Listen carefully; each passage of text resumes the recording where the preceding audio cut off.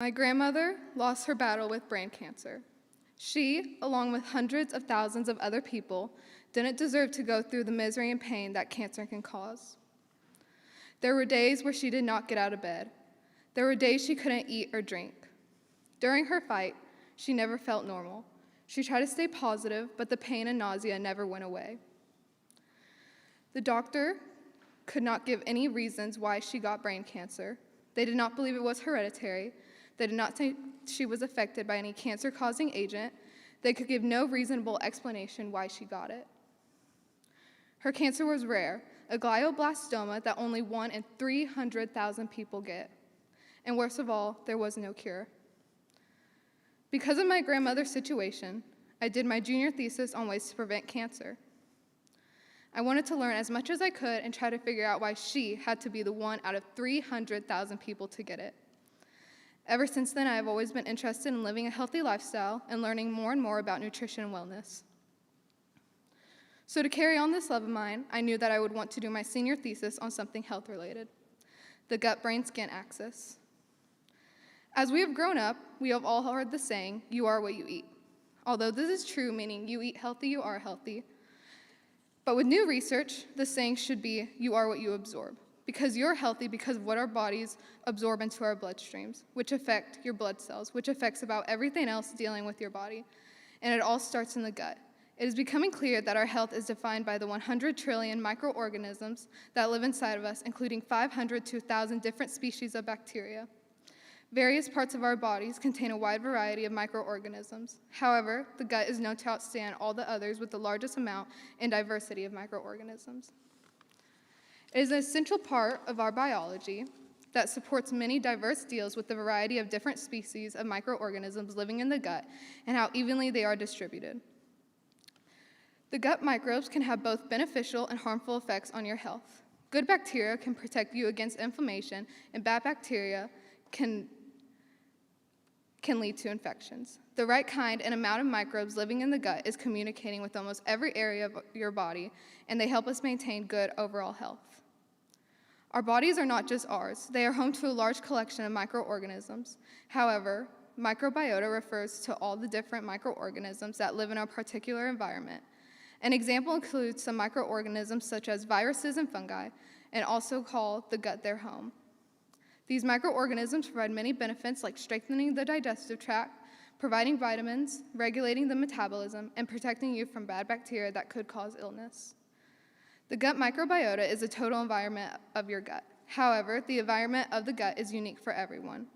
The formation of the microbial ecosystem begins very early. Prior to being born, our digestive tracts are almost like a blank slate. Once born, many outside influences begin to shape the makeup of our guts. An example, infants who are born of natural delivery will have gut bacteria that is different from infants born of C-section.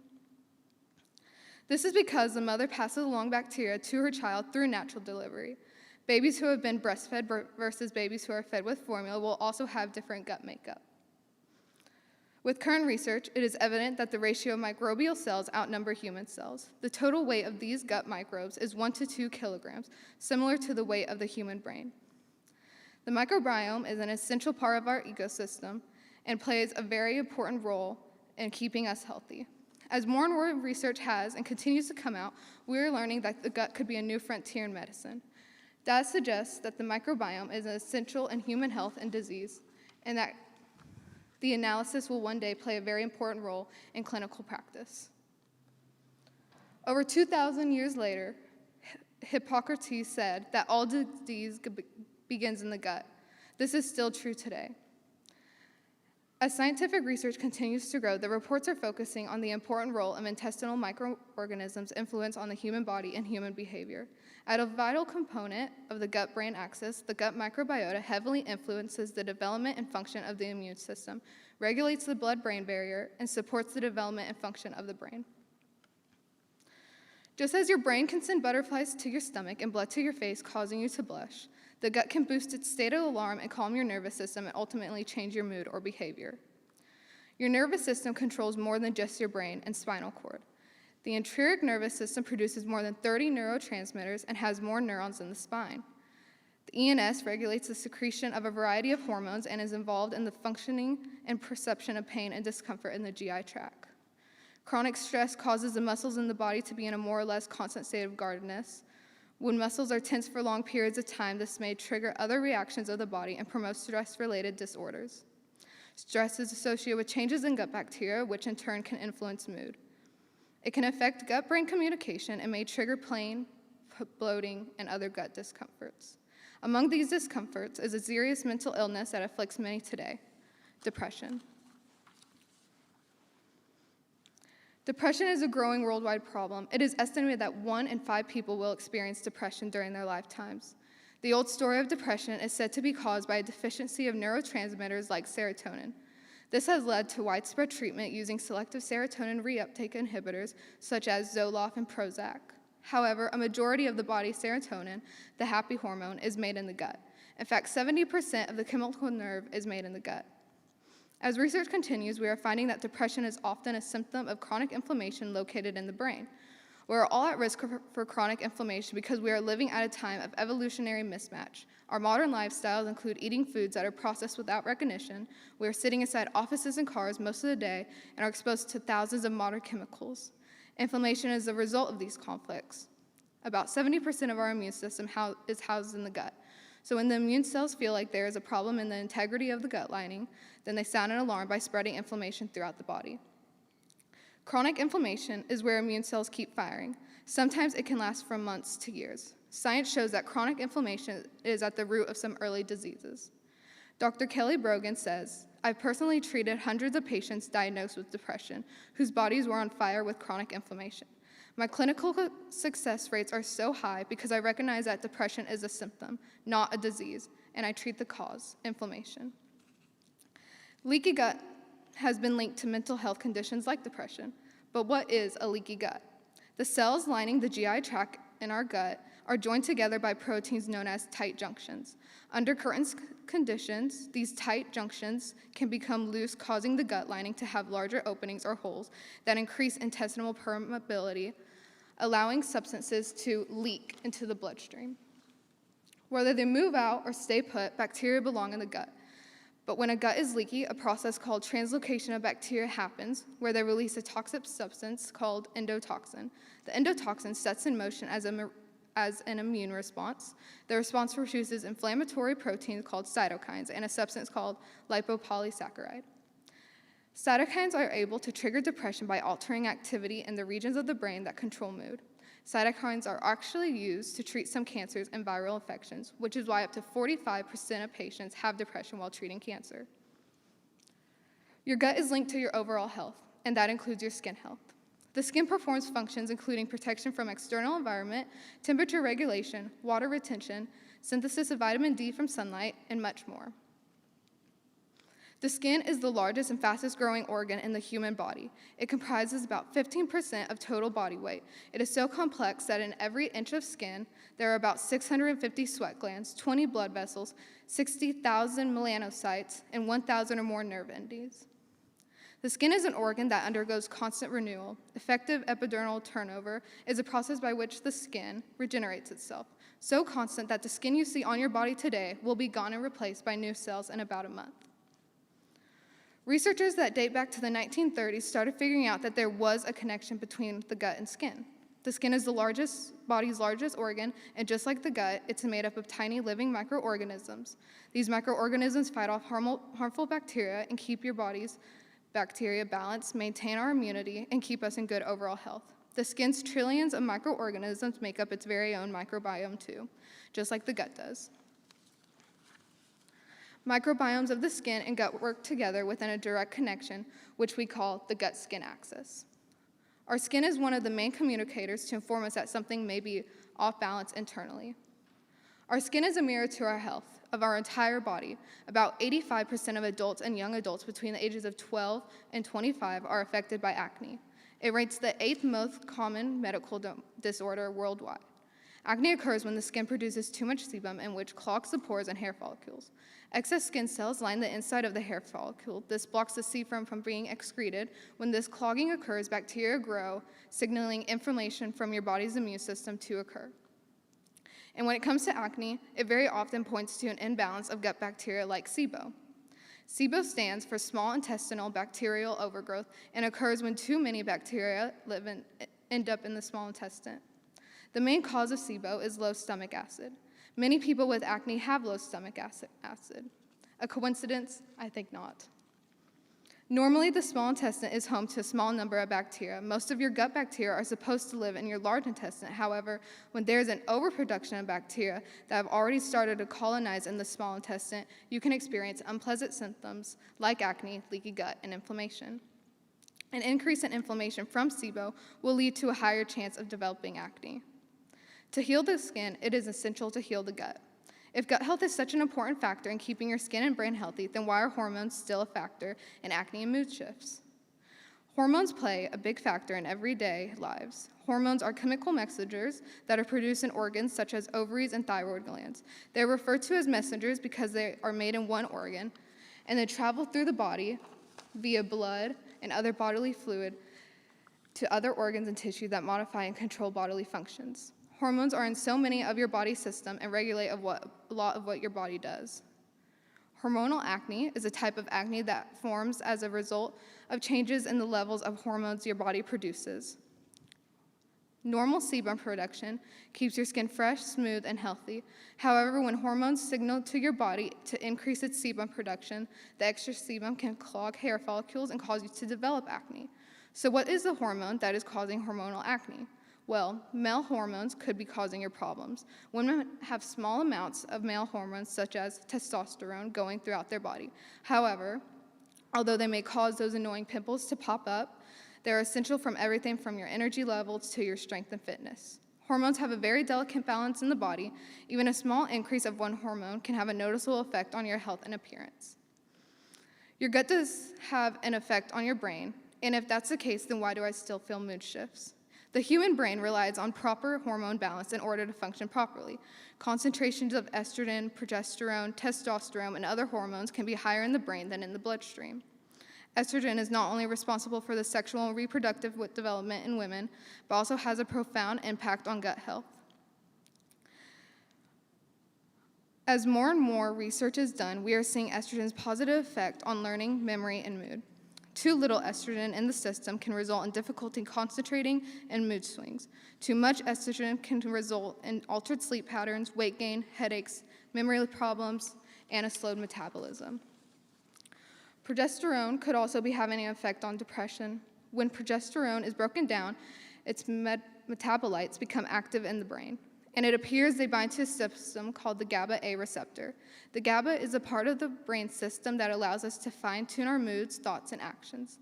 The GABA prevents impulsive brain activity and effectively applies the brakes because it blocks out excessive brain activity. It leads to depression. Now you may be wondering, how can I improve my gut health? Let's start out with nutrition. Since there are hundreds of species of bacteria in your intestines, each species plays a different role in your health and needs different nutrients for growth. Eating a diverse range of foods leads to a diverse microbiota, which is considered to grow a healthy gut. The more species of bacteria you have, the greater the number of health benefits they will be able to contribute. However, this statement does not mean eat whatever you want because it was different from what you ate before. The Western diet is not very diverse because it is rich in fat and sugar. What I mean when I say this is to eat a lot of vegetables and fruit. Fruit and vegetables are the best source of nutrients for a healthy microbiota. A study was found that following a diet high in fruits and vegetables prevented the growth of some disease-causing bacteria. Next is to avoid taking antibiotics unnecessarily. Although it is often necessary to take antibiotics to combat bacterial infections, overuse of them is a significant public health concern that can lead to antibiotic resistance. They are so damaging to the gut microbiota and immunity that some research has reported that even 6 months after their use, the gut still lacks several species of beneficial bacteria. According to the Centers of Disease Control and Prevention, doctors in the U.S. prescribe around 30% of antibiotics unnecessarily. Lastly, prebiotics and probiotics.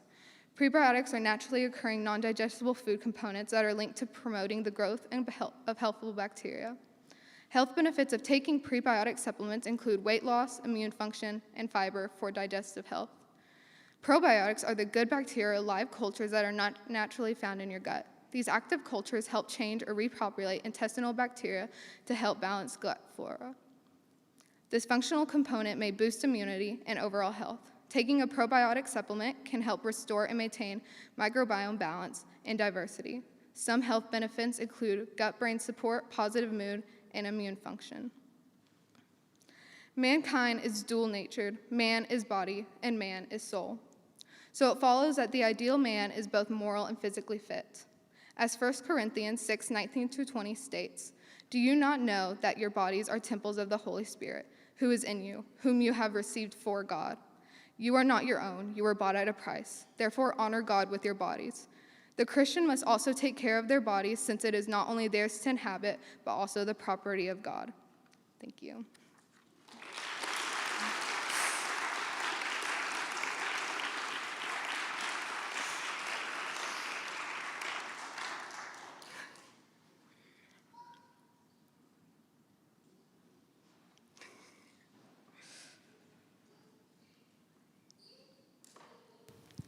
Hello. Thank you, Kyla. So you made the argument that gut health has a positive effect on the skin and thus like external beauty. So my question is, how would you respond to this kind of general, not all the time, but sometimes Christian conception that God doesn't really care about beauty and external beauty, he just cares about the heart? Right? I would disagree, because healthy skin has nothing to do with beauty. God, and I believe that we are all beautiful in God's eyes, and our bodies are God's temples, and he wants us to take care of them. Thank you. If you could advise Americans to do one thing, for somebody who's very simple, to fix their gut health, what would it be? Cut out processed foods and sugars. I would say switch to a whole foods diet, which includes vegetables, fruits, whole grains, and switching to a whole foods diet would really benefit you and your gut microbiota. Thank you. My wife completely agrees with you. Well, thank you. Very, very good. I loved it. So I knew your grandmother and loved her. And I'm curious to know, you started with her, and so I was wondering, did you in your study find a link between gut health and cancer? That was the initial motivation. Did you come across any of that information? I did. However, research is so new on the gut and gut health and everything that there is not as much evidence for cancer. There is for diseases, but researchers are starting to figure out that there is some connection between cancer, but currently it is more aimed towards disease because our research is still so new, but there is becoming a connection, I believe. So if I go to my doctor and I tried to discuss with him the gut-brain-skin axis that you discussed, can I expect him to offer me advice in this direction? I would say it definitely depends on what doctor you're going to. If you go to a nutritionist, which is not necessarily a doctor, they will definitely advise you in fixing your gut health and taking prebiotics and probiotics. If you're going to more of a doctor who is probably going to prescribe you in medicine, they might not be as willing to listen to you. I would hope they would, and I would think as more research is coming out, since the gut health is becoming a new frontier in medicine, it will become more necessary to use as time goes on. Thank you. Good. Great job, Kyla. Thank you. So as a school leader, one of the things that teachers come to me and say, we've got students that struggle paying attention, they're falling asleep. What would be, and based on your research, how would you see the correlation between the diet of students and their performance in school? Did you note any correlation between those two things? I would say there definitely is, because typically students, we're young, we can eat whatever we want. Sugar is the main thing, cereal for breakfast, muffin for breakfast.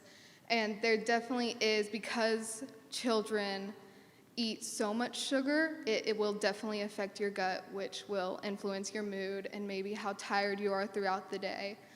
So yes, there is definitely a connection with the way students and young children are eating and how they react in school and how they use their studies well and stay focused in school.